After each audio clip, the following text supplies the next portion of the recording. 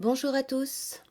Aujourd'hui, nouveau partage de mes connaissances en ce qui concerne l'hypersensibilité et surtout la gestion émotionnelle. On va voir ça aujourd'hui, on va explorer les émotions cognitives conscientes, originales et spontanées qui font partie intégrante de notre expérience humaine. Alors commençons tout de suite par les émotions cognitives conscientes. Alors c'est tout à fait naturel d'éprouver de la joie, de la colère, de la tristesse à différents moments de la vie. Parfois même quand il n'y a pas de raison apparente. Ces émotions ne sont pas un fardeau, elles ne doivent pas nous envahir, elles ne doivent pas envahir notre conscience. Au contraire, ce sont des aspects naturels de notre existence. Les émotions instinctives, elles, peuvent parfois être toxiques. Lorsqu'elles nous submergent, on peut ressentir de la colère sans même savoir pourquoi. L'adrénaline envahit alors notre système nerveux et il est important de comprendre le lien entre ces émotions instinctives et nos réseaux neuronaux.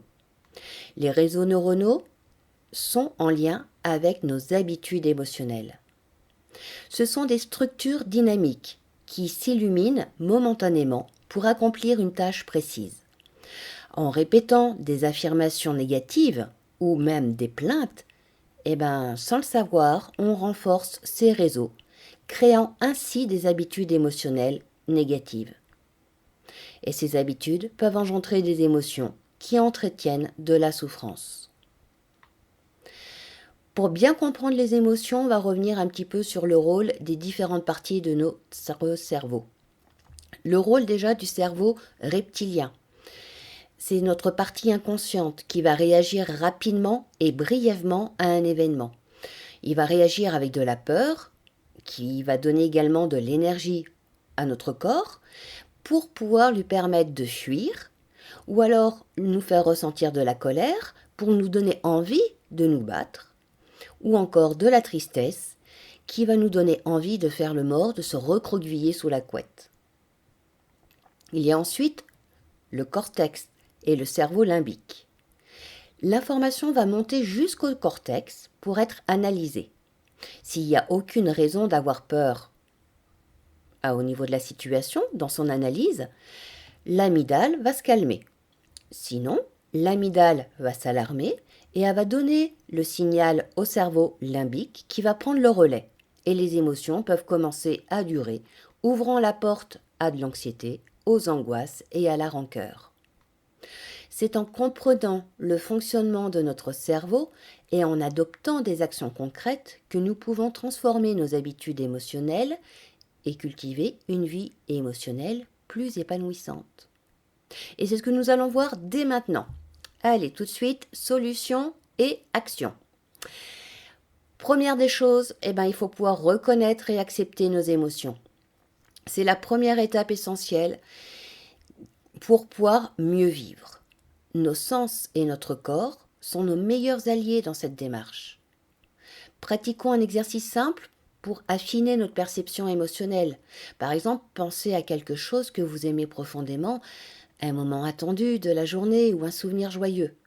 Et explorez tous vos sens. La vue, l'ouïe, le toucher, l'odorat, voire même le goût.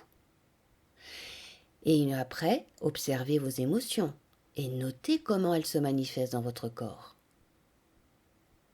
Et refaites cet exercice avec quelque chose de triste ou de stressant. Et de nouveau avec un événement heureux. Notez les changements des sensations physiques dans votre corps.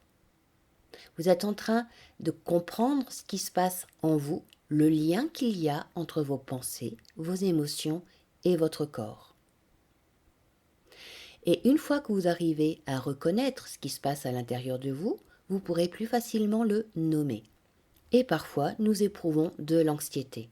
Alors, comment gérer au mieux cette anxiété ? En prenant de la distance face à nos pensées négatives. Il ne faut pas non plus qu'on reste focalisé sur nos symptômes corporels. On va alors se concentrer sur notre environnement, sur les bruits qu'on entend, sur le rythme de notre cœur, sur les sensations du soleil sur notre peau. D'ailleurs, la méditation de pleine conscience est un excellent outil, tout comme les techniques de thérapie comportementale et cognitive. On peut aussi intégrer de l'activité physique dans notre routine. Le sport va générer des ondes alpha relaxantes dans le cerveau et booster la production d'endorphines, contrecarrant ainsi l'anxiété. On va faire attention également à l'alimentation, avec par exemple des compléments alimentaires ou des tisanes à base de passiflore et de valériane, qui, associés à une alimentation équilibrée, peuvent calmer le stress et améliorer la qualité du sommeil, ainsi contrer l'anxiété. On peut également pratiquer de la relaxation pour renforcer notre système nerveux parasympathique. On va adopter des pratiques de relaxation telles que la sophrologie, la respiration abdominale, la cohérence cardiaque. Tout ça, ce sont des alliés formidables. Elles contribuent à abaisser le rythme cardiaque, à faciliter la digestion, à apaiser le corps et l'esprit. En pratiquant régulièrement ces exercices et en intégrant ces actions dans notre quotidien, nous pouvons développer une meilleure compréhension de nos émotions et ainsi cultiver un bien-être émotionnel durable. N'oublions pas que chaque petit pas compte dans ce voyage vers une vie émotionnelle épanouissante. Autre émotion qui nous est difficile de gérer, ça va être le stress. Le stress est un compagnon parfois envahissant dans nos vies quotidiennes. Le stress peut être aigu et de là même bénéfique. C'est souvent un compagnon temporaire, le stress aigu, celui qu'on ressent dans de nouvelles situations par exemple, lorsqu'on apprend quelque chose de nouveau, ou alors lorsqu'on vise à réussir quelque chose. Le stress aigu va nous rappeler l'événement, qu'il soit positif ou négatif. C'est le stress qui va nous pousser à donner le meilleur de nous-mêmes. Par contre, il y a le stress chronique. Quant à lui, il est persistant sur la durée.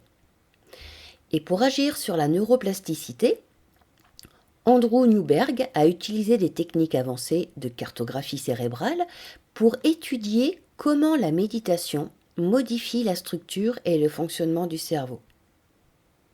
Et la méditation, en plus de remodeler certaines zones du cerveau, favorise des expressions émotionnelles plus positives.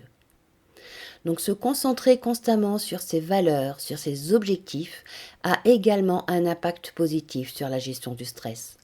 Ça va augmenter la circulation sanguine dans les lobes frontaux et le cortex cingulaire antérieur, réduisant ainsi l'activité dans les centres émotifs du cerveau. C'est une stratégie puissante pour maintenir une perception positive. Autre possibilité, l'activité physique. Non seulement ça rend le cerveau plus performant, mais elle accroît directement la production de BDNF, cette protéine essentielle pour la croissance et la survie des neurones. En plus de tout ça, on peut aussi s'engager dans des activités mentales stimulantes. Donc apprendre de nouvelles choses, se passionner pour un nouveau domaine. Ça, combiné avec de la méditation régulière, ça va stimuler également la production de BDNF, renforçant la résilience du cerveau face au stress. Donc la gestion du stress, vous l'avez compris, implique une approche holistique, une approche globale. Que ce soit en embrassant le stress aigu comme un catalyseur de performance, en pratiquant la méditation pour remodeler notre cerveau, en restant concentré sur nos valeurs ou en engageant notre corps dans des activités physiques stimulantes, toutes ces stratégies combinées peuvent nous aider à maîtriser le stress et à cultiver une résilience mentale. Explorons maintenant plusieurs solutions pratiques pour faire face à l'angoisse, pour pouvoir retrouver un équilibre intérieur. Lorsque l'angoisse nous envahit, la relaxation peut être une première bouée de sauvetage. Prendre quelques instants pour se détendre physiquement peut avoir un impact significatif sur notre état émotionnel. Donc on peut trouver un endroit calme, on va se concentrer, on va prendre conscience de notre respiration, on va relâcher les tensions musculaires et on va juste laisser l'angoisse s'éloigner progressivement. Alors, c'est pas si simple que ça quand je dis on va juste laisser passer l'angoisse. Et pour pouvoir nous aider, on peut utiliser la respiration, en particulier la cohérence cardiaque, qui est une puissante alliée contre l'angoisse. L'objectif de cette cohérence cardiaque est de réguler la fréquence cardiaque, qui tend à augmenter en période d'angoisse. On peut pratiquer des exercices de cohérence cardiaque en respirant de manière régulière, calme et profonde. Et vous savez, il existe plein de petites applications gratuites que vous pouvez mettre sur votre téléphone pour pouvoir le pratiquer n'importe quand dans la journée. Et ça peut rapidement apaiser votre système nerveux et réduire l'intensité de votre angoisse. On peut aussi s'exercer à reprendre le contrôle de ses pensées. C'est une étape cruciale pour combattre l'angoisse. D'ailleurs, vous pouvez choisir de vous faire accompagner avec la programmation neurolinguistique ou des exercices en psychologie positive. Tout ça, ça va vous aider à changer les schémas de pensée négatifs, à identifier les pensées anxiogènes, à les remplacer par des pensées positives, à observer comment cela impacte votre état émotionnel. La méditation guidée, encore une fois, va offrir une approche apaisante pour contrer l'angoisse. La pleine conscience, ou alors la méditation guidée, peuvent vous aider à recentrer votre esprit, à lâcher prise sur les pensées angoissantes et à retrouver un état de calme intérieur. Alors au début, vous trouverez que c'est juste passager comme calme intérieur, mais plus vous pratiquez, plus cet état va s'ancrer à l'intérieur de vous. Laissez-vous guider par cette voie apaisante des méditations guidées pour une expérience méditative réconfortante. Donc en conclusion, l'angoisse peut être surmontée avec différentes stratégies, que ce soit la relaxation pour apaiser le corps, la cohérence cardiaque pour réguler la fréquence cardiaque, le travail sur les pensées avec la PNL, la psychologie positive, l'EFT qui est une technique de libération émotionnelle, la méditation guidée pour cultiver la paix intérieure.